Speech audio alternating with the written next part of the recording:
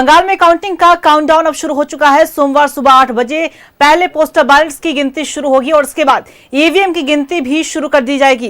सियासी दलों की धड़कनें तेज हो गई हैं और देश भर की निगाहें अब बंगाल के रिजल्ट पर ही टिकी हुई है। देखिए रिपोर्ट में। क्या बंगाल में चलेगा मोदी का मैजिक? क्या बंगाल में चौथी बार दीदी की सरकार? 293 सीटों पर कौन मारेगा बाजी? बंगाल के रिजल्ट पर टिकी देश की निगाहें। सोमवार को आएगा जनता का जनादेश। किसके सर सजेगा बंगाल का ताज? फाल्टा सीट पर 21 मई को फिर से वोटिंग। वेस्ट बंगाल में चलेगा मोदी का मैजिक या फिर चौथी बार बनेगी दीदी की सरकार? इस पर देश भर की निगाहें टिकी हैं। सोमवार को जनता का जनादेश आएगा, लेकिन बंगाल समेत पूरे देश में चर्चा का बाजार गर्म है। ज्यादातर एग्जिट पोल में बीजेपी की सरकार बनती दिख रही है, लेकिन ममता बनर्जी का दावा है कि 200 से ज्यादा सीटें टीएमसी ही जीतेगी। एग्जिट पोल के साथ मुंबई का सट्टा बाजार भी मान रहा है कि बंगाल में बीजेपी की सरकार बनने जा रही है। सट्टा बाजार का दावा है कि 175 से 185 सीटें बीजेपी जीत सकती है, वहीं टीएमसी 125 से 132 सीटों के करीब रह सकती है। बीजेपी का दावा है कि बंगाल में बदलाव तय है।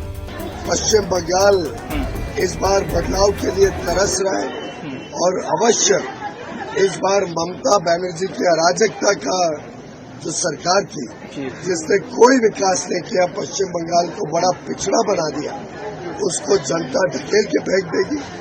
इस वोट संस्कृति जो पश्चिम बंगाल में भी बने हुए है, बिहार उत्तर प्रदेश जिस संस्कृति का बाहर चले आए, और पश्चिम बंगाल में हालत वैसा ही है। जो हमारा बंगाली लोग, हम लोग बार बार बोलते हैं हम लोग रेस्ट ऑफ द इंडिया से अलग है, हम लोग जो आज सोचता है वो लोग काल सोचता है। तो ऐसे ही हमारा सोच में भी बदलाव आना चाहिए और ऐसे हिंसा बंद होना चाहिए। भारतीय जनता पार्टी की सरकार आ रही है, ये निश्चित है, और आने वाले दिन में बंगाल में सनातन स्थापना हो, बेरोजगारों को रोजगार मिले, सभी जगह आतंकवादी जो आतंक कर रहे हैं उससे मुक्ति पाए, आराम से लोग अपने बीवी बच्चे के साथ रहें जाएं। बीजेपी और टीएमसी भले ही अपनी अपनी जीत का दावा ठोक रहे हो, लेकिन कांग्रेस का दावा है कि बंगाल में बीजेपी की सरकार नहीं बनने जा रही। सोमवार को जब नतीजे आएंगे तब पता चलेगा कि विकल्प कौन है। तो ये पार्ट एक नया नैरेटिव क्रिएट किया है, जो फिर भी देखो भाजपा भी गवर्नमेंट बनाने का स्थिति में नहीं है, तो वर्कर को तो उनको थोड़ा मूड बना के रखना है। टीएमसी भी ऐसा स्थिति है। कल जब झांपी खुलेगा तो अब बताएंगे ऑल्टरनेटिव कौन बन रहा है, क्या हो रहा है। मतगणना को लेकर प्रशासन ने भी पूरी तैयारी कर रखी है। काउंटिंग सेंटर के बाहर सुरक्षा के पुख्ता इंतजाम किए गए हैं। हर आने वाले लोगों और गाड़ियों की तलाशी ली जा रही है। भवानीपुर विधानसभा सीट का strong room Shekhawat girls college में बनाया गया है। वीआईपी सीट होने के कारण स्ट्रांग रूम की चर्चा जोरों पर है। प्रशासन के साथ साथ बीजेपी और टीएमसी के कार्यकर्ता भी 24 घंटे पहरा दे रहे हैं। टीएमसी कार्यकर्ताओं ने सुरक्षा पर भी सवाल उठाते हुए कहा है कि बीजेपी का झंडा लगा गाड़ी बिना चेकिंग के अंदर गया है। अचानक से 2 गाड़ी आती है, एक स्कॉर्पियो, एक डिजायर। स्कॉर्पियो के ऊपर में आपका बीजेपी का डेस्क बोर्ड के ऊपर में बीजेपी का उत्तरीय फ्लैग बैच रहता है और गाड़ी पे लिखा रहता है एक्स आर्मी। वो गाड़ी विदाउट चेकिंग स्ट्रांग रूम के पास चले जाती है। वहाँ से 3 बंदे उतरते हैं, स्ट्रांग रूम पे दाखिल होते हैं। उसके बाद उन लोग निकल के वो गाड़ी फिर यहाँ से निकल जाती है। टीएमसी कार्यकर्ता भले सुरक्षा पर सवाल उठा रहे हों, लेकिन विशेष मतदाता सूची पर्यवेक्षक सुब्रत गुप्ता ने कहा है कि मतगणना को लेकर प्रशासन ने सुरक्षा के पुख्ता इंतजाम कर रखे हैं। सिक्योरिटी अरेंजमेंट पूरा है, काउंटिंग के लिए प्रशिक्षण दिया गया है सबको। सेंट्रल गवर्नमेंट के एम्प्लॉइज रहेंगे, स्टेट गवर्नमेंट के भी एम्प्लॉइज रहेंगे। जो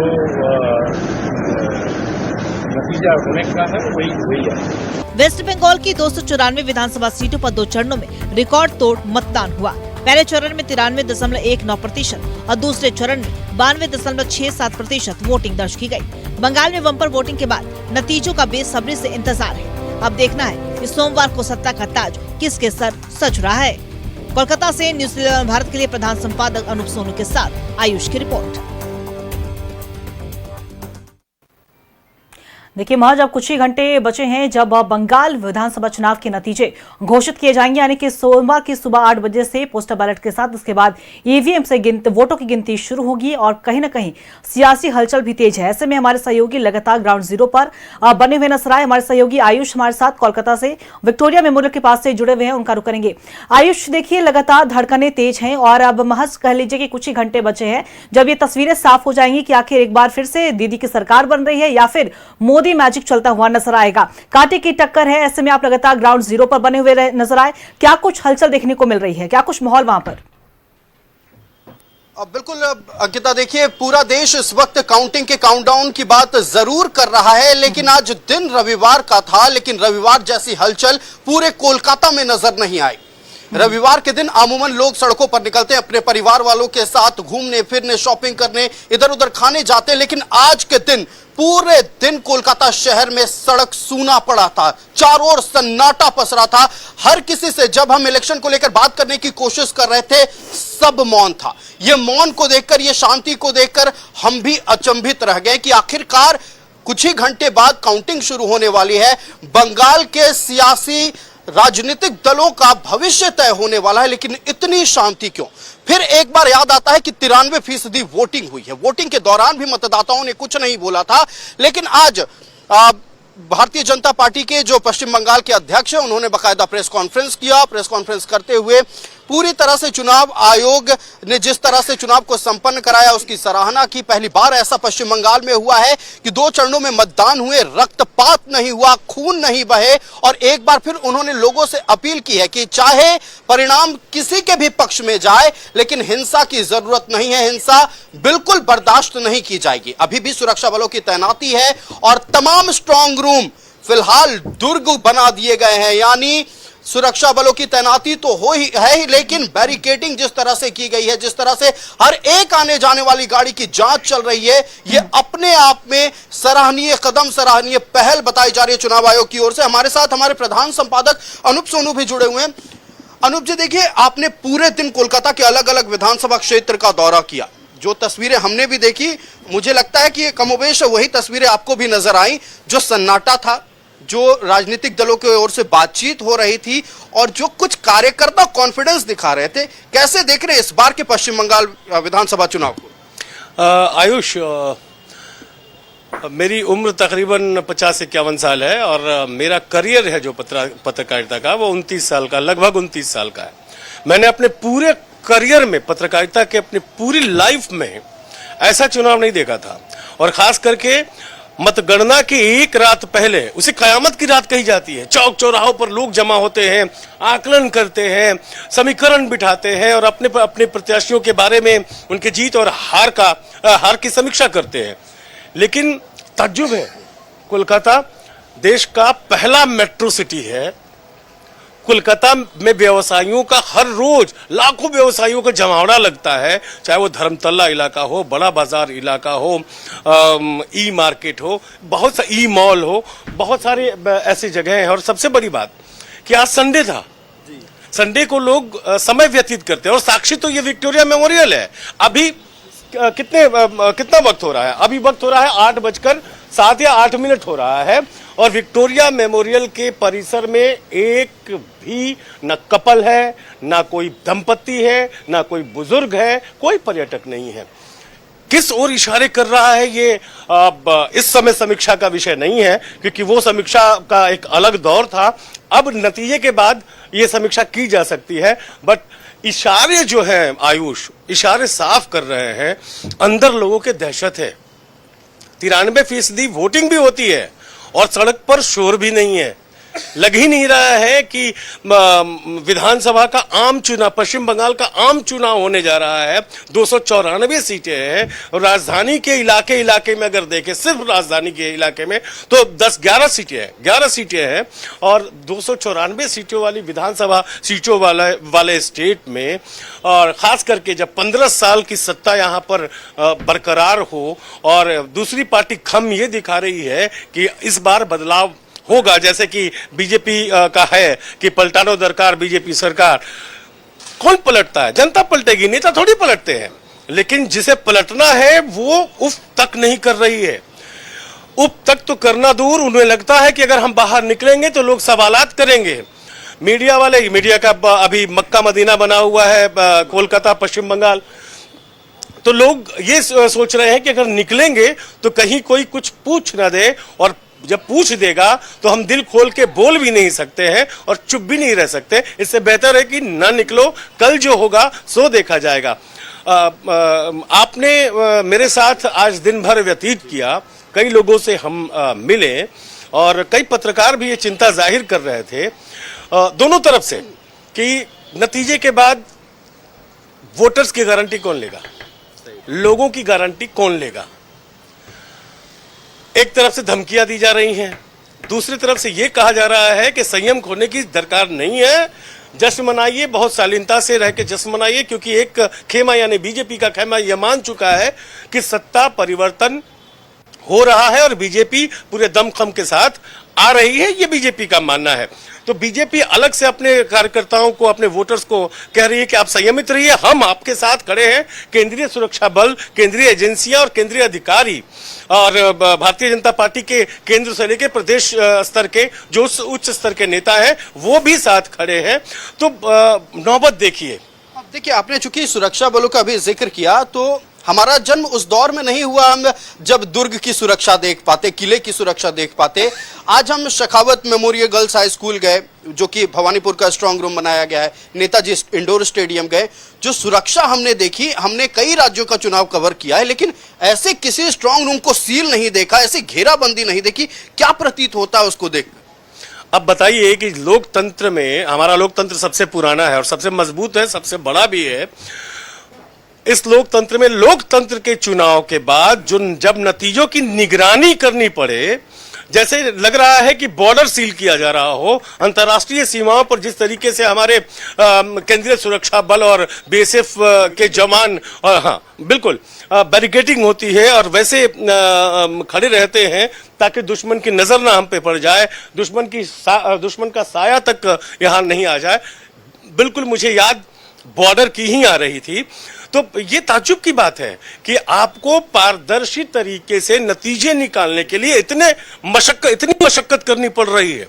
आलम का अंदाजा लगाया जा सकता है। देखिए, हॉट सीट की बात हो रही है, भवानीपुर मत समझिएगा, भवानीपुर की चर्चा भले देश भर में हो रही है, लेकिन उन सब से इतर एक और हॉट सीट है जिसे पश्चिम बंगाल के लोग दबी जुबान में मिनी पाकिस्तान कहते हैं, कोलकाता पोर्ट का इलाका। बीजेपी प्रत्याशी राकेश सिंह से कुछ देर पहले आपकी बातचीत हो रही थी, कई बातें उन्होंने बताई। पॉलिटिक्स की भाषा है, मैं इससे इत्तेफाक नहीं रखता आयुष। मिनी पाकिस्तान और मेजर पाकिस्तान, ये सब पॉलिटिक्स की भाषा है और हम पत्रकारों को इससे इत्तेफाक रखना भी नहीं चाहिए। लेकिन हाँ, उनका जो कहना है वो ये कहना है कि मुस्लिम बहुल इलाका है, मुस्लिम कल्चर उस विधानसभा क्षेत्र में हावी है, मुस्लिम समुदाय के लोग भी हावी हैं। हावी इसलिए बोलेंगे हम कि पिछले 15 साल का इतिहास अगर देख ले आप, या उससे भी पहले 15 साल से तो एक पर्टिकुलर पार्टी तृणमूल के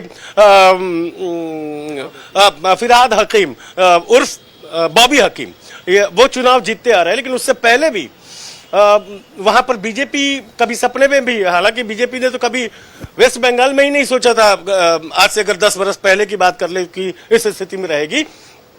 उनका ये कहना जरूर था कि इस गढ़ में भी कमल खिलेगा और उन्होंने सीधे सीधे दावा किया है कि हम यहां भी कमल खिलाएंगे। और जो इंटरनल सोर्सेज से जानकारी है हमारे पास, हालांकि कोशिश करेंगे कि वो तस्वीरें भी आप तक लाए, कि रात में ही तैयारियां शुरू हो चुकी हैं, गुप्त स्थान पर मिठाइयां बन रही हैं, टेंट हाउसेस से लगातार कुर्सी, टेबल और पंडाल की सामग्रियां उतारी जा रही हैं। मतलब बीजेपी खास करके उस सीट को भी लेके, वो भी इतिहास में पहली बार ही होगा शायद कि जब कोलकाता पोर्ट विधानसभा क्षेत्र से बीजेपी चुनाव जीतेगी। निश्चित तौर पर देखिए, फिरहाद हकीम की जो की बात होती है तो ये कहा जाता है कि पश्चिम बंगाल में उन्हें सेकंड इन कमांड कहा जाता है। कोलकाता जैसे महानगर के वो मेयर हैं और ऐसे में जब भी बात होती है तृणमूल कांग्रेस के बारे में तो कई बार ऐसा होता है कि फिरहाद हकीम ही फैसले लेते हैं। ऐसे में ये सीट इस मायने में भी बहुत बड़ा हो जाता है। ये कितना टफ भी है कि एक तरफ मुस्लिम बहुल इलाके से मुस्लिम उम्मीदवार फिरहाद हकीम, बॉबी हकीम उर्फ बॉबी हकीम, और दूसरी तरफ एक हिंदू, वो भी बहिरागत हो। जिसका एक बड़ा इस पूरे चुनाव में बहिरागतों का बहुत बड़ा मुद्दा बना है। और हर तरफ से ये कोशिश की गई है, चाहे वो कांग्रेस के लोगों की तरफ से हो या टीएमसी की तरफ से लोगों को हो, जनता के और वोटर्स के दिमाग में बिठाने की कोशिश की गई है।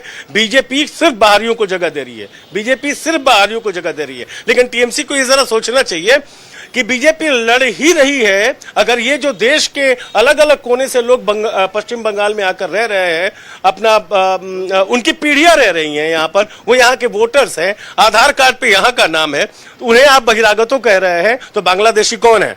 यही तो मुद्दा है बीजेपी का, और शायद इसमें बीजेपी कामयाब होती दिख रही है। निश्चित तौर पर देखिए, जो मुद्दा बीजेपी ने उठाया था बांग्लादेश, देखिए बिल्कुल आयुष, इन तमाम मुद्दों को जनता के बीच में रखा गया, चाहे वो हम टीएमसी की बात कर ले, बीजेपी की बात कर ले, अन्य कांग्रेस की बात कर ले या तमाम अन्य दलों की बात कर ले, सभी ने जनता के सामने अपने अपने मुद्दे रखे और साफ तौर पर कहीं ना कहीं राजनीति जिस तरीके से गरमाती हुई नजर आई। और आप जब ग्राउंड जीरो पर पहुंचे थे तो हमने देखा है कि चाहे वो हॉट सीट हो या तमाम स्ट्रांग रूम की क्यों ना बात हो रही हो, ईवीएम को कड़ी सुरक्षा के बीच में रखा हुआ है, 3 लेयर की बैरिकेडिंग तक की गई है। तो ऐसे में इस मामले में बंगाल विधानसभा चुनाव इस बार का काफी खास है। वन साइडेड मैंडेट भी नहीं, लेकिन कांटे की टक्कर जरूर नजर आ रही है। अब किसकी बाजी यहां पे जीतती है, किसके सिर ताश चढ़ता है, ये तो कल पता ही चल पाएगा। नजर बना के रखिएगा। हम आपसे ग्राउंड जीरो से पल-पल की अपडेट लेते रहेंगे। फिलहाल आप आयुष हमारे साथ जुड़े, हमारे साथ प्रधान संपादक अनूप सोनी भी हमारे साथ जुड़े हुए थे, उनका भी बहुत बहुत शुक्रिया। देखिए देश भर की अब निगाहें बंगाल के रिजल्ट पर टिकी हुई है। 2021 विधानसभा चुनाव के जब नतीजे आए थे तो ममता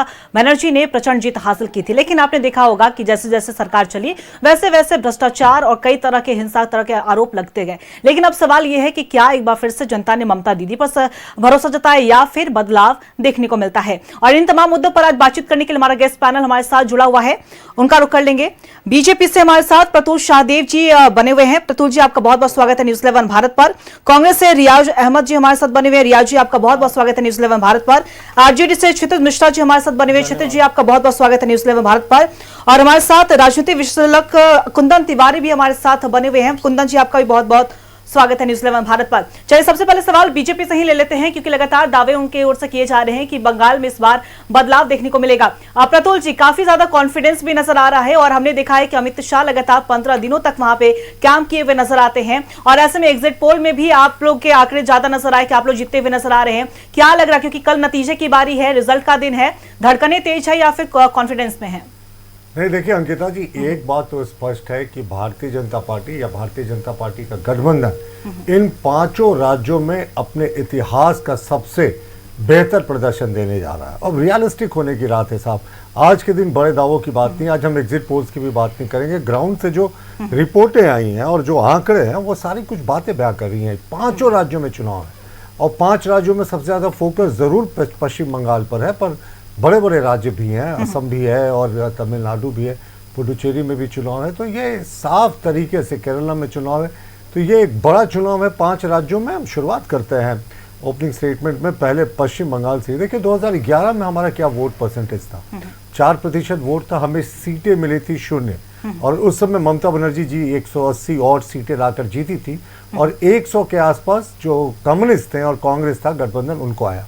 2016 में क्या स्थिति हुई भाई, हमारा जो वोट परसेंटेज था वो 10% हो गया, 3 सीटें हमें मिल गई और उस समय भी 70 सीटों पर कम्युनिस्ट और कांग्रेस है। देखिए कांग्रेस उस समय 2016 में पश्चिम बंगाल में सबसे बड़ी पार्टी थी, नेता प्रतिपक्ष अब्दुल मनान हुआ करते थे। उस समय कहा जाता है कि कांग्रेस के पतन की शुरुआत एक शाम से हुई विधानसभा में, जहां एक बिल को प्रोटेस्ट करने में अब्दुल मनान जी के नेतृत्व में कांग्रेस के विधायकों ने अभूतपूर्व हिंसा किया पश्चिम बंगाल में और कहा जाता है तलखी उसी दिन से कांग्रेस की टीएमसी के साथ बढ़ गई और उसके बाद वहां की जनता भी पश्चिम बंगाल की उन्होंने कांग्रेस को रिजेक्ट किया। और 2021 में क्या हुआ, 2021 में कम्युनिस्ट पार्टी और कांग्रेस का वोट परसेंटेज 3% भी नहीं टच किया, कांग्रेस खाता भी नहीं खोल पाई। पश्चिम बंगाल में मुझे लगता है कम्युनिस्टों को 4% के आसपास वोट आया, वो भी खाता नहीं खोल पाए। भारतीय जनता पार्टी जो 2016 में 3 सीटों पर थी वो 77 पर पहुंच गई और ममता बनर्जी जी अपना कंफर्टेबली 2012-13 के मार्जिन से जो जीती थी वही थी। वोट परसेंटेज का देखिए अंतर अंकिता जी, 48% आया तृणमूल कांग्रेस को, हमें 37.9% आया, यानी 10% का मार्जिन था। और इस बार जिस तरीके का फ्री एंड फेयर इलेक्शन हुआ है, जिस तरीके से घुसपैठिए मरे हुए लोग जो डुप्लीकेसी हो गई है, वोटर लिस्ट में पलायन कर गए लोगों का, SIR के जरिए वोटर लिस्ट का शुद्धिकरण हुआ है। उसके बाद इस बार जो वोटिंग परसेंटेज है 90s में रहा दोनों चरणों में। तो हमें पूरी उम्मीद है कि पश्चिम बंगाल की जो जनता है वो ऐसे भी त्रस्त थी साहब इस सरकार से। संदेशखाली को कौन भूल सकता है। RG कार में जो कांड हुआ था उस मेडिकल छात्रा के साथ, दुष्कर्म की घटना है, उसके बाद जो पुलिस ने हशअप ऑपरेशन किया था, ममता बनर्जी ने उसको जस्टिफाई करने की कोशिश की थी कि वो रात के समय वो अपने कॉलेज के गेट पर क्या कर रही थी। तो इन तरह की तमाम घटनाओं से वहाँ की जनता परेशान थी। और 60 वर्षों तक पश्चिम बंगाल ने क्या देखा है साहब। 25 वर्षों का पहले कांग्रेस का वो रूल, जिस समय सिद्धार्थ शंकर रे भी उस समय कमान में हुआ करते थे। नक्सलबाड़ी का आंदोलन से नक्सलवाद पूरे देश में फैला था। उसके बाद उन्होंने 20 साल का कम्युनिस्टों का रूल देखा, जिस समय पूरी सिस्टम को चरमरा दिया गया था और जो पार्टी के वर्कर्स थे वो हावी हो गए थे स्थानीय ब्यूरोक्रेसी पे। उसके बाद 15 वर्ष का ममता बनर्जी जी के तुष्टीकरण और तानाशाही भरा शासन देखा। तो हमें पूरी उम्मीद है कि पश्चिम बंगाल में इस बार हमारी बड़ी जीत होगी। रियलिस्टिक मैं बोल रहा हूँ आपको, कल फिर मैं आपके चैनल में रहूंगा, आंकड़े थोड़े आगे पीछे हो सकते हैं, 180 प्लस सीट ये हमें पूरी उम्मीद है। और आप ऐसे भी देखें तो पिछले चुनाव में सिर्फ हमें और TMC में 10% वोट का फासला था। यानी अगर हम 6% वोट को कवर अप करते हैं तो हम TMC से आगे हो जाएंगे। तो 10% को इस नजरिए से भी देखना होगा। तो जिस तरीके की मेहनत हमारे स्थानीय नेताओं ने की है मुखर होकर, वो मुझे पूरा लगता है कि पश्चिम बंगाल में इस बार कमल खिलेगा और पहली बार खिलेगा।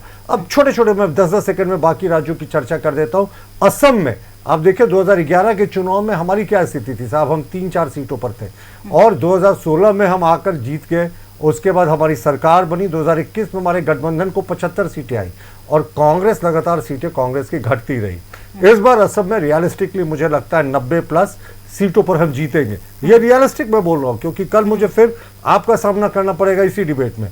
केरलम की तरफ जाते हैं। केरलम में साहब हमारा जो वोट परसेंटेज पिछले 2 चुनाव में 14%, 12% के आसपास हमेशा रहा है। हाँ, सीटें हम जरूर नहीं जीत पाते थे। इस बार जो हमारा अलायंस हम उम्मीद कर रहे हैं, सरकार बनाने का दावा बिल्कुल नहीं पेश कर रहे, वो हवाई बातें नहीं कर रहे। उम्मीद है कि हमें अच्छी सीटें आएंगी। और एक सीट हमने जो जीता है केरल में वो 2016 के चुनाव में जीता था। तमिलनाडु की बात करें, ऑल इंडिया DMK के साथ हमारा पिछली बार भी गठबंधन था, 75 सीटों पे हमारा गठबंधन था। टफ फाइट, मैं एडमिट कर रहा हूं कि शायद एडवांटेज DMK को ही है, लेकिन सबसे एक जो मजेदार खबर आ रही है अभी कि केरलम के जो CM है उन्होंने अपना ट्विटर जो X ID है उससे CM शब्द हटा दिया है, मेंबर पॉलिट ब्यूरो कर दिया है। तो विजन साहब ने ये साहब कर दिया अपना और X ID से CM हटा दिया।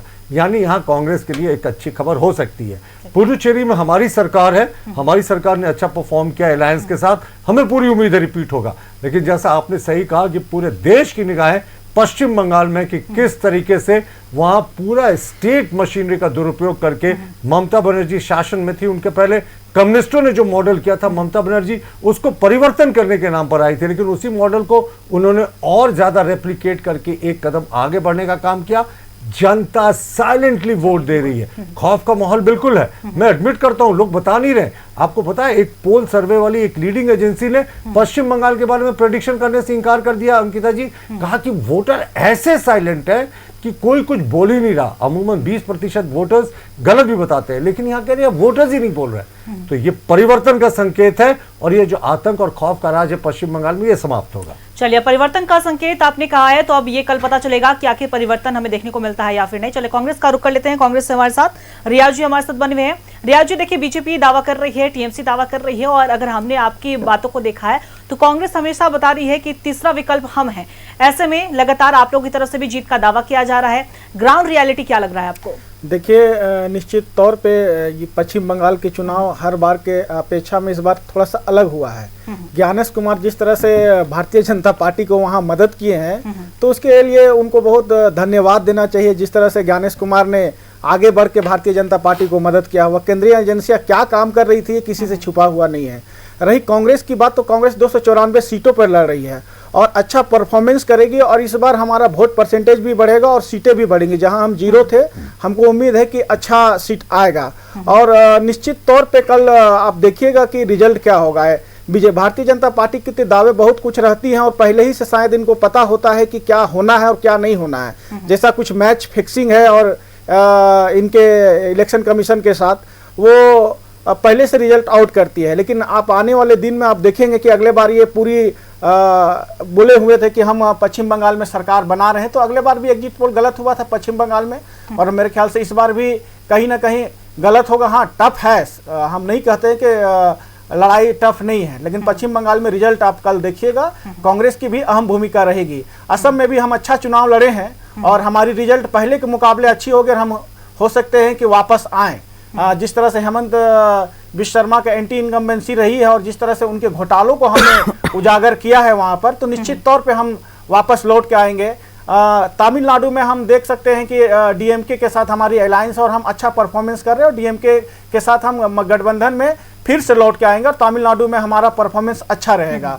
केरल में उम्मीद है कि हम लोग इस बार सरकार में आए और हमारा वहाँ सरकार बनेगा, हमारा मुख्यमंत्री होगा। पांडिचेरी में भी हम लोग बहुत फाइट दिए हैं और वहाँ पर भी बहुत कांटे की टक्कर है, तो वहाँ पर भी हमें आशा और उम्मीद है कि कल चुनाव हमारे पक्ष में आने का है। भारतीय जनता पार्टी बड़ी बड़ी बातें करती है, लेकिन इनको अगर पूछा जाए, ये बोले कि जिस तरह से, तो उत्तर प्रदेश में जिस तरह क्राइम रेट है, असम में क्राइम रेट है, राजस्थान में क्राइम रेट है, इनके जो भाजपा शासित राज्य है वहां पर आप देख लीजिए क्राइम रेट तो सबसे ज्यादा है, महिलाओं का सबसे ज्यादा शोषण, बलात्कार सबसे ज्यादा, तो बलात्कारियों की पार्टी सबसे ज्यादा अगर बात करती है, बिल्कुल रियाज जी, संदेश खाली आपको याद होगा, और आरजी का बिल्कुल ऐसे शब्दों का इस्तेमाल ना करें रियाज जी, लेकिन साफ तौर पर देखा जाए कि संदेश खाली और आरजी कर का मुद्दा भी तो लगातार गर्माता हुआ नजर आया था ना। आप देख सकते हैं ना, सबसे ऊपर है भारतीय जनता पार्टी के शासित राज्यों में महिलाओं के साथ जो शोषण हो रहा है, जिस तरह से दलित बेटी को जला दिया जाता है और वहां उप तक नहीं करती है सरकार, तो आप देख सकते हैं। तो लेकिन न्याय के लिए एक मां को तो चुनाव लड़ना पड़ रहा है जी। एक न्याय के लिए आपने देखा हो कि आरजी कर की जो विक्टिम थी उनकी मां को तो चुनाव लड़ना पड़ रहा है न्याय के लिए। ठीक है, वो हम मान रहे हैं, लेकिन भारतीय जनता पार्टी का जो शासन वाला राज्य है वहां भी तो महिलाओं का देखिए ना, एनसीआरबी का डाटा है जो हमारे पास है अभी, वहां पर किस तरह से क्राइम बढ़ी हुई है, किस तरह से महिलाओं के साथ शोषण हो रहा है, कैसे बलात्कार का रेट सबसे ज्यादा नंबर 1 पे उत्तर प्रदेश, मध्य प्रदेश और राजस्थान है, तो आप देख सकते हैं। चलिए बिल्कुल, और अपनी उम्मीद जताई है कि आपकी सरकार बन रही है, कांग्रेस का ये बेहतर प्रदर्शन देखने को मिलेगा। अब ये उम्मीद कितना रंग लेकर आता है ये तो कल पता चलेगा। रियाज जी, क्षितिज जी का रुख कर लेते हैं आरजेडी से। क्षितिज जी, देखिए लगातार बंगाल चुनाव की जब बात हो रही है और खासतौर पर चर्चा का बाजार इसलिए भी गर्म है जिस तरीके से सुरक्षा हमें वहां पे देखने को मिल रही है। खासतौर पर अगर हम भवानीपुर अगर जो हॉट सीट माना जाता है वहां पे भी 3 लेयर की सुरक्षा बैठा दी गई है, और आप भी लगातार चुनाव को देख रहे होंगे, क्या लग रहा है ग्राउंड रियलिटी किस तरीके से हमें देखने को मिल सकता है? क्योंकि बीजेपी का दावा है बीजेपी जीत रही है, टीएमसी का दावा है टीएमसी जीत रही है, कांग्रेस का दावा है कांग्रेस जीत रही है, और आप लोग भी लगातार तमाम मुद्दों को देखते हुए, बंगाल में भी आपके नेता प्रतिपक्ष जो है बिहार के तेजस्वी भी पहुंचे थे, उन्होंने तमाम बातों का भी जिक्र किया था। देखिए, आरजेडी बंगाल में चुनाव तो नहीं लड़ रही है, लेकिन आरजेडी टीएमसी का बंगाल में मुखर रूप से समर्थन कर रही है, और आपने देखा होगा कि कैंपेनिंग के लिए हमारे नेता तेजस्वी यादव जी बंगाल गए भी थे। अपने सैनिक बल की तैनाती की बात की तो दुख तब होता है कि जब बगल में मणिपुर होता है, मणिपुर जल रहा है, वहाँ पर सैनिक नहीं है उतने, लेकिन 2 लाख 2.5 लाख से ज्यादा सैनिक बंगाल में लगा दिया जाता है। लग रहा है जैसे कोई युद्ध की तैयारी हो रही है, युद्ध हो रहा है, उस तरह से सैनिकों को वहाँ तैयार किया जाता है। इस चुनाव की अगर बात करें तो इस चुनाव में हमने पार्टियों को तो जीतते देख लेंगे कल, लेकिन लोकतंत्र को कहीं ना कहीं हम हारते हुए देखेंगे, देख चुके हैं। वो इसलिए मैं कह रहा हूँ क्योंकि आपने भाषाई मर्यादाओं को देखा होगा कि कैसे असम के मुख्यमंत्री किस प्रकार की भाषाओं का प्रयोग किए इस चुनाव में। तो ये जो मर्यादा था, ये कहीं ना कहीं ये हमारे राजनीति को शर्मसार करती है, ऐसी मर्यादा। प्रधानमंत्री खड़े होकर के मंच पर प्रधानमंत्री को ये कहना पड़ रहा है और झूठ फैलाना पड़ रहा है कि कांग्रेस पार्टी अगर आएगी असम में तो वो घुसपैठियों के लिए कानून बनाएगी। इस प्रकार की बातें प्रधानमंत्री जी को कहना पड़ रहा है अपने रैलियों में। मैं पूछना चाहता हूँ सवाल कि आप तो एसआईआर करवाए हैं, कितने घुसपैठियों को आपने बंगाल में डिटेक्ट कर दिया एसआईआर के बाद? वो कौन कौन से लोग थे? या फिर आपने कहा कि घुसपैठियों के नाम काटे गए हैं, तो मुझे वो आंकड़ा आज दीजिए, क्योंकि ये लगातार बिहार में भी आप वोटरों को आपने डराया, गृह मंत्री ने डराया, मंच पर खड़े होकर के उन्होंने कहा कि यदि विपक्ष में जो है हमारी जो इंडिया गठबंधन की सरकार आएगी तो घुसपैठियों को घुसा दिया जाएगा।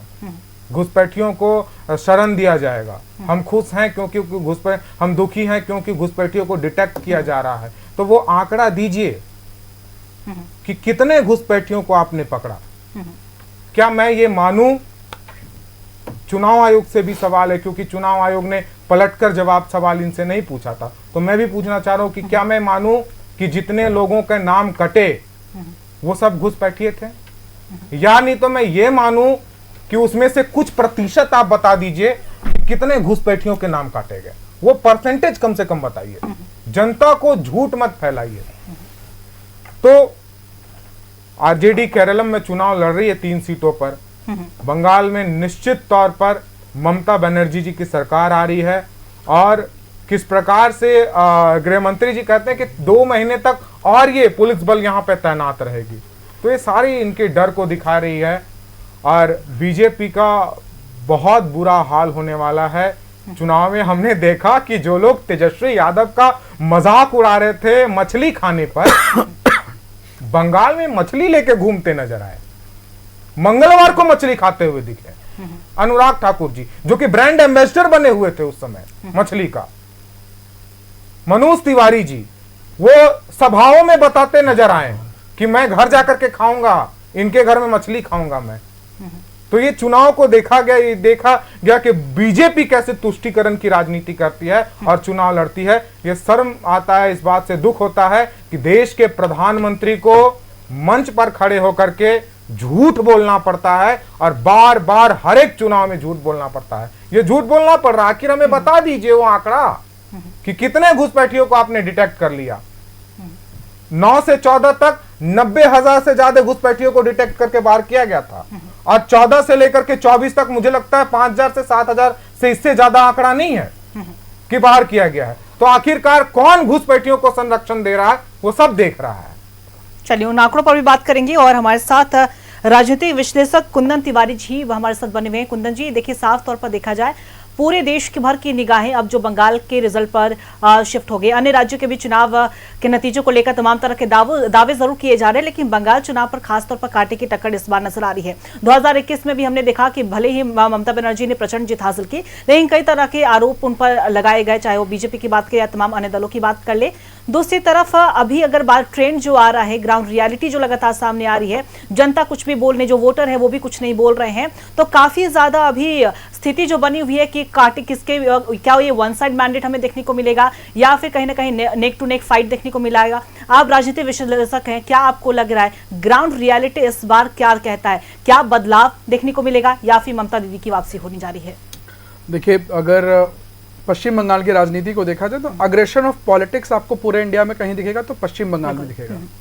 कम्युनिस्ट ने इस विचारधारा को एक पिक दिया जहाँ पे उन्होंने अलग अलग माध्यम से लोगों को बताया कि किस तरह से राजनीति का हम एक सेक्शन डिवाइड कर सकते हैं जिसपे आप चाहें तो इकोनॉमिकल कंडीशन बिगाड़ लें, हम छोटे छोटे लेवल्स पे सेक्शंस पे काम कर लें।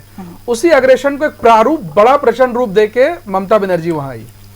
अब वहां अगर किसी भी पार्टी को सरकार बनाना है, चाहे बीजेपी हो, कांग्रेस हो, तो टीएमसी भी बड़ा प्रचंड रूप लेके अग्रेशन में पॉलिटिक्स करना पड़ेगा, क्योंकि जो जनता का वहां मैंडेट है वो अग्रेशन सेगमेंट्स का है, वो माइंडसेट है। मैं उस अग्रेशन, लड़ाई झगड़ा का माइंडसेट नहीं बात नहीं कर रहा हूँ, वो जो कम्युनिज्म उनके अंदर है, ये माइंडसेट अग्रेशन का माइंडसेट होता है।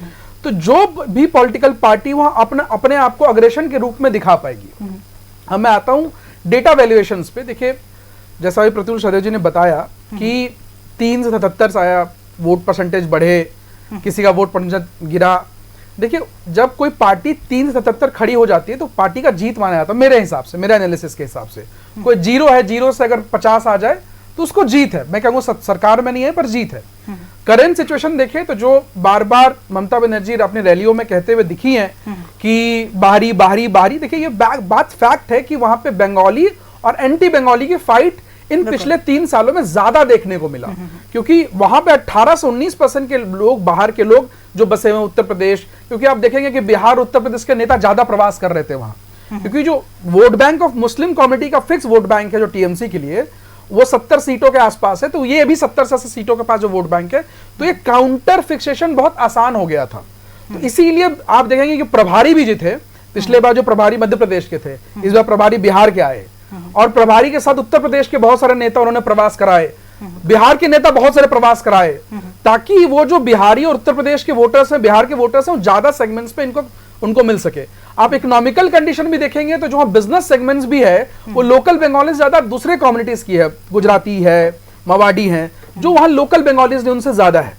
इस सेगमेंट को कवर अप करने के लिए उन्होंने कोशिश करी। अब आते लोकल बंगालीज के सेगमेंट्स पे, जिसका 20 से 22% बीजेपी को चाहिए ही चाहिए जीतने के लिए।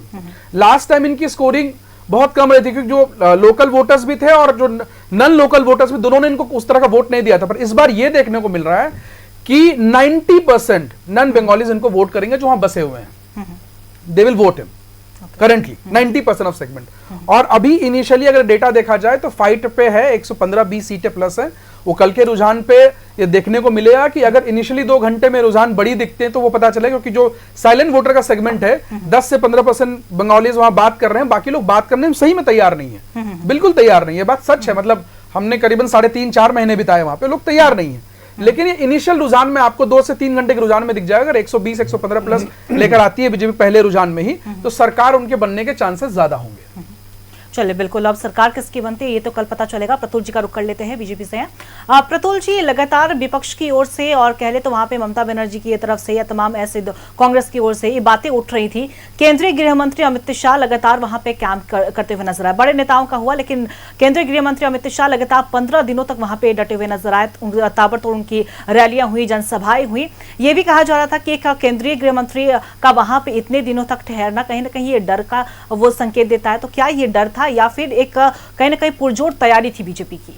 देखिए, कॉन्स्टिट्यूशनल जो है वो कॉन्स्टिट्यूशन, भारत का संविधान यूनिवर्सल वोटर फ्रेंचाइज का अधिकार देता है, यानी हर एक वोटर को वोट करने का अधिकार है। अब टीएमसी क्या किया करती थी, ये किसी से छिपा नहीं है। वो मोबिलाइजेशन का जो पॉइंट होता था, जहां से वोटर निकलते थे, उसको ब्लॉक करती थी। वो जाने वाले रास्ते में उसके जो कार्यकर्ता थे, और जिनको गुंडा कहना ज्यादा उचित होगा, क्योंकि कांग्रेस के वरिष्ठ नेता हैं, नेता प्रतिपक्ष भी रहे थे केंद्र में, अधीर रंजन चौधरी जी, उन्होंने कहा कि टीएमसी के गुंडों ने मुझे निकलने नहीं दिया, सेंट्रल फोर्सेस के मदद से मैं निकला। ये इस चुनाव में अधीर रंजन चौधरी जी बहुत सीनियर लीडर, हम लोग भी रिस्पेक्ट करते हैं, उनका ये वर्जन था। तो टीएमसी ने जो गुंडागर्दी करके रखी थी पश्चिम बंगाल में, वोटर्स को निकलने नहीं देते थे, जिस तरीके से वहां पर तुष्टीकरण की राजनीति ममता बनर्जी जी ने करके रखी थी, इन सबके खिलाफ मुझे लगता है पश्चिम बंगाल में बड़ा मैंडेट इस बार मिल रहा है। और जिस तरीके से बिहार में अधिकांश जो इलेक्शन प्रेडिक्टर्स थे, वो मुझे लगता है एक मैट्रीज एजेंसी थी जो सिर्फ थोड़ी करीब आई थी, किसी ने प्रेडिक्ट नहीं किया था कि इतना लैंडस्लाइड विक्ट्री होगा। यकीन मानिए, 3 से 77 और 77 से 190 का फासला तय करने में हमें ज्यादा समय नहीं लगेगा। लेकिन सबसे बड़ी बात है कि कांग्रेस भी वहां त्रस्त है, कांग्रेस त्रस्त है। वो मैंने आपको दिखा दिया अधीर रंजन चौधरी जी के बयान से कि किस तरह की स्थितियां हो गई साहब। और मालदा और मुर्शिदाबाद का जो इलाका है वो इतना ज्यादा घुसपैठ हुआ है। आपको याद होगा, सुप्रीम कोर्ट अपॉइंटेड कमेटी जब गई थी इन इलाकों में, तो वहां पे टीएमसी के गुंडों ने 9 घंटे तक इन जजेस को, जो सुप्रीम कोर्ट अपॉइंटेड कमेटी के सदस्य थे, उनको बंधक बना लिया था। चीफ जस्टिस ऑफ इंडिया ने कहा मैं आधी रात जगता रहा, पश्चिम बंगाल के मुख्य सचिव फोन पर उपलब्ध नहीं थे, डीजीपी फोन पर उपलब्ध नहीं थे। दूसरे दिन कंटेम्प्ट किया गया और चीफ जस्टिस ने तीखे सवाल पूछे कि साहब कि आप लोग फोन पर क्यों नहीं उपलब्ध थे। सेंट्रल फोर्सेस को रश किया गया इन जजेस को बचाने के लिए। 9 घंटे तक एक बच्चे को भूखा रखा गया, 9 घंटे तक महिलाओं को बंधक बना के रखा गया। तो क्या स्थितियां थी ग्राउंड लेवल पे, आप सोच सकते हैं। अमूमन चुनाव आयोग का काम इतना ही नहीं होता साहब कि सिर्फ वोटिंग करा दे, फ्री एंड फेयर इलेक्शन संविधान में दायित्व दिया गया है चुनाव आयोग को कराने का, और चुनाव आयोग इसके लिए जो कदम उठाता है वो उठाता है। साहब, चुनाव आयुक्तों पर ये जो लगातार टिप्पणियां कर रहे हैं, क्या ये भूल गए कि टीएन सेशन साहब की हम लोग बड़ी प्रशंसा करते हैं। सेशन साहब एक बड़े नाम थे, पर वो किसके उम्मीदवार थे साहब राष्ट्रपति पद में जब वो चुनाव मुख्य चुनाव आयुक्त से हट गए? वो कांग्रेस समर्थित उम्मीदवार थे प्रमुख प्रतिपक्ष के राष्ट्रपति पद के, और वो चुनाव हार गए थे। और दूसरे एक मुख्य चुनाव आयुक्त थे गिल साहब। गिल साहब को कौन भूल सकता है साहब? गिल साहब को 10 वर्ष तक यूपीए सरकार ने रिटायरमेंट के बाद मुख्य चुनाव आयुक्त के पद से उनको स्पोर्ट्स और यूथ मिनिस्टर बनाकर रखा। तो ये थी इनकी जो पूरे तरीके से चुनाव आयोग के राजनीतिकरण का। और ये जो हम पर प्रश्न करते हैं, उस समय कौन अपॉइंटमेंट करता था? प्रधानमंत्री जी के रिकमेंडेशन पर प्रेसिडेंट अपॉइंटमेंट किया करते थे चुनाव आयुक्तों की और मुख्य चुनाव आयुक्त की। अब तो कमेटी बन गई है जिसमें नेता प्रतिपक्ष भी हैं और प्रधानमंत्री जी भी हैं। पहले तो कमेटी नहीं हुआ करती थी साहब, ये कमेटी का प्रचलन तो हाल में शुरू हुआ है। तो ये लोग जो चुनाव आयोग पर प्रश्न करते हैं और चुनाव आयोग पे ये लोग बार बार जाते थे। देखिए ममता बनर्जी कितनी बार सुप्रीम कोर्ट गई, अब वीडियो वाइज के लिए और टीआरपी के लिए ये लोग सुप्रीम कोर्ट में खुद जाकर आर्ग्यूमेंट तक कर दिया। अंतिम में सेंट्रल जब ऑब्जर्वर्स की नियुक्ति हो रही थी, पोलिंग में भी जब सेंट्रल कर्मचारियों की नियुक्ति हो रही थी उसको भी चैलेंज किया, तब सुप्रीम कोर्ट ने फटकार लगाई और कहा साहब इसमें आप हर एक बात में सुप्रीम कोर्ट आ जाते हैं और चुनाव आयोग के निर्देश को सही माना। तो हमें लगता है फ्री एंड फेयर इलेक्शन हुए हैं। पश्चिम बंगाल में कांग्रेस खाता खुलेगी कि नहीं ये एक बड़ा प्रश्न है। हम तो सत्ता में आ रहे हैं, कम्युनिस्टों का खाता खुलेगा कि नहीं। और जो गौरव गोगोई के ऊपर जो लिंक के आरोप लगे थे कि पाकिस्तान में वो रावलपिंडी जैसे सेंसिटिव मिलिट्री बेसिस का दौरा कर लेते हैं बिना परमिट के, जहां आम पाकिस्तानियों को जाने की इजाजत नहीं होती है। 9 बार पाकिस्तान की यात्रा कर ली सांसद रहते हुए, बिना विदेश मंत्रालय को सूचित करते हुए। उनकी पत्नी को पाकिस्तान से सैलरीज मिल रही थी। तो ये सारे मुद्दे चुनाव में जरूर उठे थे। अब मुझे लगता है अब एक रात है, जैसा आपने पहले कहा कयामत की रात होती है, कयामत की रात है। मुझे लगता है इंतजार करना चाहिए। कांग्रेस को के लिए सिर्फ एक राज्य है जहां उसको थोड़ी बहुत आशा है, वो केरलम है, जहां वो यूडीएफ की एक प्रमुख घटक दल है। तमिलनाडु में कांटे का टक्कर, और तमिलनाडु में कांग्रेस ऐसे भी फ्रिंज प्लेयर है। वहां 234 सीटें विधानसभा में, कांग्रेस को सिर्फ 28 सीटें दी गई है। कहा कांग्रेस उप मुख्यमंत्री का भी पद मांग रही थी। तो कांग्रेस तमिलनाडु में 13-14% सीटों पर लड़ रही है। केरल में एक राज्य है जहां इनको रियलिस्टिक चांस है, लेकिन वहां भी भारी उलटफेर की संभावना से इनकार नहीं किया जा सकता। बाकी असम, वेस्ट बंगाल और बाकी राज्यों में इनको कोई चांस, पुदुचेरी में दूर दूर तक कोई चांसेस नहीं है। तो कांग्रेस मुक्त भारत का जो हम लोगों ने बात कहा था, वो धीरे धीरे जितने दिन राहुल गांधी रहेंगे भाई हमारी पार्टी और मजबूत होती जाएगी। केंद्र सरकार की तो नीतियां है ही, प्रधानमंत्री जी का करिश्माई नेतृत्व है ही, गरीब कल्याण योजना ही है ही, और हमारी राष्ट्रवादी सोच है ही। लेकिन प्रतिपक्ष काश मजबूत होता, प्रतिपक्ष यहाँ मजबूत होता, दिख नहीं रहा अंकिता जी। चलिए प्रतुल जी जो बातें कही, रियाज जी कह रहे हैं कि ये आपका बंगाल में खाता भी नहीं खुलेगा, बस उम्मीद आपको केरलम और तमिलनाडु से होनी चाहिए, क्या कहेंगे इस पर? देखिए कल जब रिजल्ट आएंगे तो आप भी रहेंगे, हम भी रहेंगे, और निश्चित तौर पे मैं 100% आज दावा कर रहा हूँ कि खाता भी खुलेगा और हमारा वोट परसेंटेज भी बढ़ेगा। हम 294 सीटों पे वहाँ चुनाव लड़ रहे हैं और अच्छी स्थिति रहेगी। हाँ, हम ये नहीं कह सकते हैं कि हम सरकार बना रहे हैं, लेकिन कांग्रेस की अहम भूमिका रहेगी।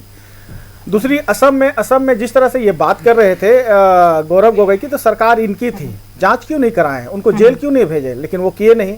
इनको सिर्फ बातें करना आती है, लेकिन इनके जो मुख्यमंत्री, उनकी पत्नी की जो 2-2 पासपोर्ट मिले हैं, उस पर जांच हुई क्या? और उस पर माफी मांग लिया है कांग्रेस के नेता ने।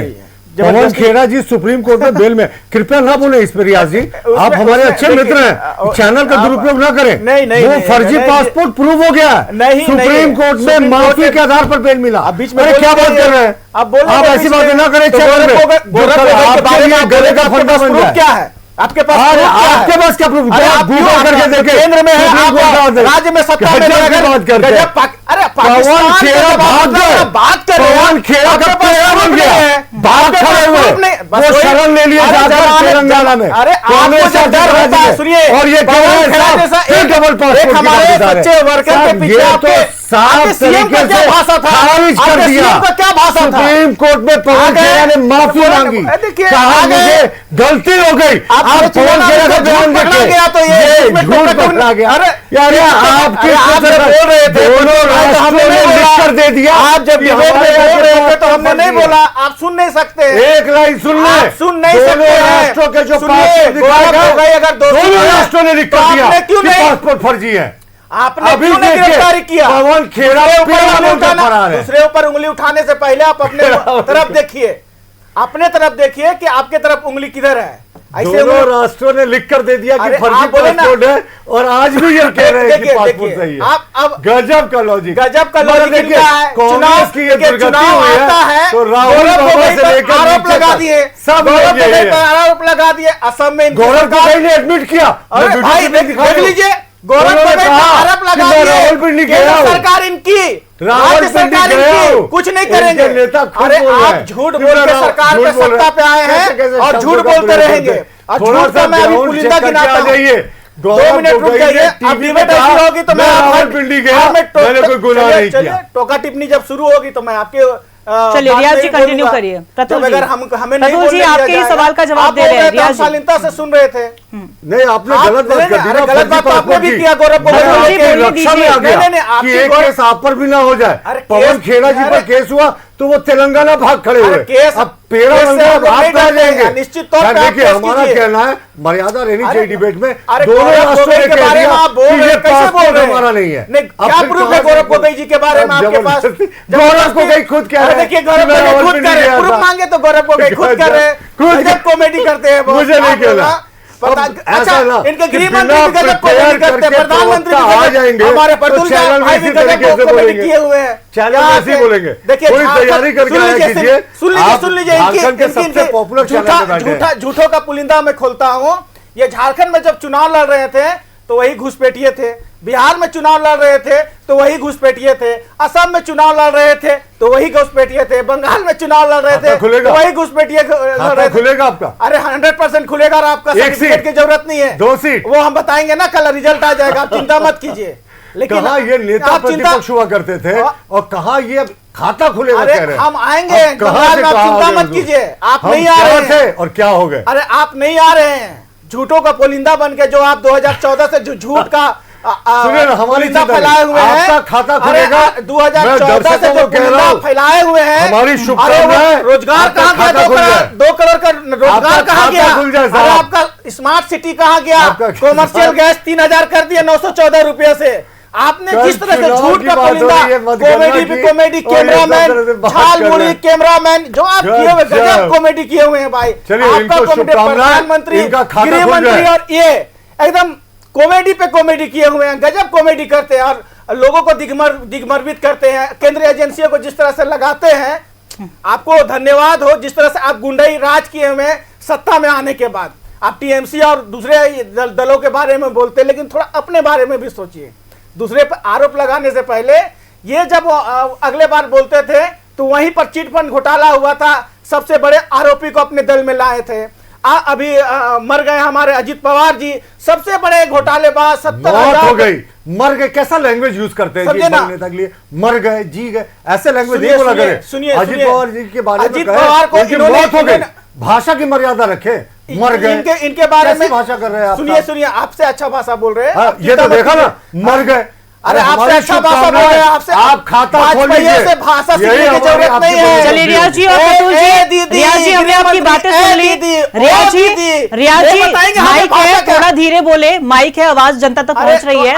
रियाज जी, रियाज जी और प्रतुल जी, रियाज जी और प्रतुल जी, हम किसी के बीच में नहीं बोल। रियाज जी और प्रतुल जी, आप दोनों शांत हो जाइए।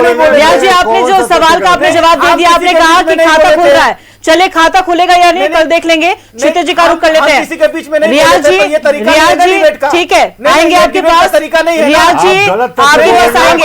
हम किसी रियाज जी आपके पास आएंगे। सही था, आपका बारी आता आप। रियाज जी आपके पास आएंगे। प्रतुल जी, आप दोनों साथ में बोलिएगा, हम भी साथ में बोलेंगे तो फिर जनता तक कैसी बातें जाएंगी? ये तो रियाज जी, प्रतुल जी, आप दोनों से अनुरोध है, कृपया थोड़ा शांत हो जाए। रियाज जी और प्रतुल जी आएंगे। रियाज जी आपके पास आएंगे। रियाज जी, ये तो हमारा बोलने का जो चांस आएंगे आपके पास, आपको चांस मिलेगा। रियाज जी थोड़ा शांति, थोड़ा शांत रह जाइए। आएंगे रियाज जी। चलिए क्षितिज जी का रुख कर लेते हैं। रियाज जी, क्षितिज से सवाल लेने दीजिए। प्रश्न कैसे करेंगे? अरे आप रियाज जी और प्रतुल जी, बीच में आ रहे हैं। देखिए आप लोग ऐसे बोलिएगा तो मजबूरन हमें आपका आवाज डाउन करना पड़ेगा। आप दोनों शांत हो जाइए। रियाज जी शांत हो जाइए, आपके पास आएंगे। चलिए क्षितिज जी से सवाल ले लेते हैं। क्षितिज जी, आप लगातार सुन रहे हैं और आप लोग कहीं ना कहीं आपने कहा कि आपका सीधे तौर पर समर्थन ममता बनर्जी को यानी कि टीएमसी को है, लेकिन हमने देखा है कि बीजेपी टीएमसी पर या तमाम जो कांग्रेस भी है, नेता प्रतिपक्ष राहुल गांधी का भी जिस दिन मतदान हो रहा था उस दिन भी उन्होंने एक वीडियो जारी किया था अपने सोशल मीडिया प्लेटफॉर्म पर। उन्होंने कहा कि अगर ममता सरकार में भ्रष्टाचार नहीं होता, वायलेंस नहीं होता तो आज उनको ये दिन नहीं देखना पड़ता, यानी कि पूरी तरीके से कॉन्फिडेंस में नजर आए। दूसरी तरफ अगर हम आप लोग भी लगातार नीति की बात करते हैं, भ्रष्टाचार जीरो टॉलरेंस की बात करते हैं, तो क्या ऐसे में आरजेडी जो समर्थन कर रही है या पूरी तरीके से या तो खारिज करती है इन तमाम बयानों को या कहीं ना कहीं कुछ सच्चाई भी नजर आती है आप लोगों को? देखिए, भ्रष्टाचार के बारे में बात करने के लिए अगर भारतीय जनता पार्टी आ रही है तो उसको एक बार उनके मुझे लगता है कि बंगाल में उनका जो चेहरा है शुभेंदु अधिकारी जी, उन पर आरोप लगाए गए थे और पानी पी करके चिल्ला चिल्ला करके इनके नेता ही कह रहे थे, तो फिर आप किस मुंह से भ्रष्टाचार का बात करेंगे? आपके पार्टी में आते हैं कैसे वॉशिंग मशीन में उनका दाग धुला, वो देख करके आप कैसे बात करेंगे? भ्रष्टाचार पर कैसे चुनाव लड़ रहे हैं वो तो जनता देख रही है। दूसरा, आप आ जाइए असम में 70 करोड़ का घोटालेबाज कहा गया था ना, प्रधानमंत्री जी बोले हैं मंच पर, सभी आरोप लगाया गया उनके ऊपर, इनके नेताओं के द्वारा आरोप लगाया गया। इसके बाद उनको पार्टी में लाया गया। इसके बाद अभी वो बड़े नेता हैं, उनके ब्रांड एम्बेसडर हैं, झारखंड में भी बुलाया गया था उनको कि कैसे देखिए बाकी नेताओं को कि जिसके ऊपर भ्रष्टाचार का आरोप लगाया गया है, आप डर के आ जाइए तो हम आपको बचा लेंगे, ये करने के लिए बुलाया गया। तो एक आध नेता गए भी हैं डर करके इनके पार्टी में, झारखंड के भी, तो वो कैसे दाग धुला। तो भ्रष्टाचार पर जब भारतीय जनता पार्टी बात करती है तो जनता का मूड भी एक बार जान लिया करे कि जनता उनके बारे में कैसे सोचती है। दूसरा, इनका मुद्दा, सबसे बड़ा मुद्दा रहा है घुसपैठिए। तो घुसपैठिए पर कैसे डराया जा रहा है लोगों को वोट लेने के लिए, शब्द का प्रयोग करना बहुत जरूरी है। डराया और धमकाया जा रहा है, उनको डराया जा रहा है कि अगर कांग्रेस, प्रधानमंत्री जी कह रहे हैं कि अगर कांग्रेस की सरकार बनेगी तो घुसपैठिए के लिए कानून बनाया जाएगा। प्रधानमंत्री जी जब असत्य बात बोलते हैं, झूठ बोलते हैं आकर के मंचों पर, तो ऐसे आप चुनाव जीत करके भी क्या करेंगे? आप बिहार में झूठ बोल करके अपनी सरकार बनाए, आप असम में जाकर के झूठ बोल रहे हैं। मैं आंकड़ा मांग रहा हूं आपसे कि ये या तो हमको बिहार का आंकड़ा दे दीजिए कि कितने आपने घुसपैठियों को पकड़े। चुनाव आयोग से पूछा गया था, पत्रकारों ने सवाल पूछा तो उन्होंने क्या आंकड़ा दिया, ये तो पत्रकार पूरा भारत जान रहा है। आप यानी तो बंगाल का बता दीजिए, आप किसी राज्य का बताइए कि वहां पर आपने, चुनाव आयोग ने एसआईआर किया तो कितने घुसपैठियों को डिटेक्ट किया कि हाँ हम इतने घुसपैठियों के नाम छाट दिए हैं, ये लोग घुसपैठिए थे। और जो कि आप इतने नारा लगा रहे हैं बार बार जाकर के कि हमने एसआईआर करके घुसपैठियों को निकाल दिया, ऐसा, क्योंकि हमें पता है कि चुनाव आयोग के पास ये शक्ति नहीं है कि किसी की नागरिकता को तय करे। तो भारतीय जनता पार्टी ये घुसपैठियों पर गेम खेल रहा है, वो बाराती की तरह घुसपैठिए हो गए हैं। जहां चुनाव हो रहा है भाजपा के पीछे पीछे पीछे पीछे वो चल जा रहे हैं। तो जनता इन सारी चीजों को देख रही है, जनता जानती है। देखिए, अब जनादेश एक तरफ जुमलेबाजों की सरकार, एक तरफ जुमलेबाजों की पार्टी है, और दूसरी कल तरफ नतीजे काम सामने करने वाली आएंगे। पार्टी। क्षितिज जी, समय की थोड़ी कमी है, हम कुंदन जी का रुख कर लेते हैं। कुंदन जी, देखिएगा, तमाम अगर हॉट सीटों की बात कर ले तो नंदीग्राम हो, चाहे भवानीपुर हो, डायमंड हार्बर हो, बैरकपुर हो, अगर हम इन हाई वोल्टेज अगर सीटों की अगर हम बात कर ले तो क्या स्टेट वाइड मूड रिफ्लेक्ट होता है या कहीं ना कहीं लोकलाइज जो फैक्टर है वो भी रिफ्लेक्ट करता है? देखिए, अगर भारतीय जनता पार्टी के सेगमेंट्स पे देखेंगे तो भारतीय जनता पार्टी बाकी स्टेट्स में अर्बन इलाकों में चुनाव जीतने में माहिर मानी जाती है, पर अगर वेस्ट पश्चिम बंगाल में देखेंगे तो वो उन्हीं सीटों पे आ रही है जहां अर्बन सीटें ज्यादा हैं, और ये अर्बन सीट का सेगमेंट्स है। अब अर्बन सीट के सेगमेंट्स में अगर चुनाव जीतती है इस बार भारतीय जनता पार्टी तो ही चुनाव जीतेगी। सेमी अर्बन में पिछले बार इनका रिजल्ट 84% का था, और लोकल एरियाज पे, बैकवर्ड एरिया पे, जहां पे बेसिकली अगर कह लीजिए, क्योंकि जो एक पॉइंट हमेशा उठता है, लोकल वोटर्स ने उठाया है, वो है महंगाई का मुद्दा। क्योंकि वेस्ट बंगाल एक लौता ऐसा राज्य है जहां 50 रुपए में सर्वाइवल फिक्स्ड है। क्योंकि ममता बनर्जी भी ने एक फंड रिलीज करती है कुछ दुकानदारों को और राशन के सेगमेंट्स पे, जिसपे वो ये सामान बेच पाते हैं। लेकिन ये लोगों के मन के बैकएंड की बात है। भारतीय जनता पार्टी इसमें क्या योजनाएं उसके परीक्ष पे लाएगी मुझे नहीं पता, क्योंकि मैं उनके तरफ नहीं हूं, मैं नहीं जानता हूं क्या लेंगी। लेकिन अगर अर्बन सीट्स जीतेंगी, और जो सीट्स हैं अर्बन सीटें हैं, अर्बन सीट्स अगर जीतेगी भारतीय जनता पार्टी तो लाजमी है कि इनके सरकार बनाने के चांसेस बहुत हायर नोट पे रहेंगे। चलिए, अब बिल्कुल अब किसकी सरकार बनती है, ममता दीदी की वापसी होती है, कांग्रेस जीतती है या फिर बीजेपी, ये तो कल नतीजे सामने आएंगे। हमारे साथ हमारा गेस्ट पैनल जुड़ा हुआ था। प्रतुल जी, आपका बहुत बहुत शुक्रिया हमारे साथ जुड़ने के लिए। रियाज अहमद जी, आपका बहुत बहुत शुक्रिया हमारे साथ जुड़ने के लिए। क्षितिज जी, आपका बहुत बहुत शुक्रिया हमारे साथ जुड़ने के लिए। कुंदन जी, आपका भी हमारे साथ जुड़ने के लिए बहुत बहुत शुक्रिया। तो देखिए, कल का दिन बेहद ही खास है और आज की रात कहीं ना कहीं कयामत की रात है और कल जनादेश का दिन है। अब बंगाल की जनता ने किसे अपना जनादेश दिया है, किसे कहीं ना कहीं तमाम मुद्दों को सोचते हुए जो वोट दिया है, कब किसके खाते में किसकी ताजपोशी होती है ये भी देखना होगा। लगातार दावों का जो दौर है वो भी जारी है। बीजेपी कह रही है कि हमारी सरकार बन रही है, टीएमसी का अलग दावे हैं, कांग्रेस अपने आप को तीसरा विकल्प बता रही है। अब कल पता चलेगा कि दीदी सरकार की वापसी हो रही है या फिर बीजेपी की कमर खिला रही है। इन तमाम मुद्दों पर भी नजर बनी रहेगी। फिलहाल 11 स्पेशल में इतना ही। बने रहेगा खबरों के लिए न्यूज़ 11 भारत के साथ। नमस्कार।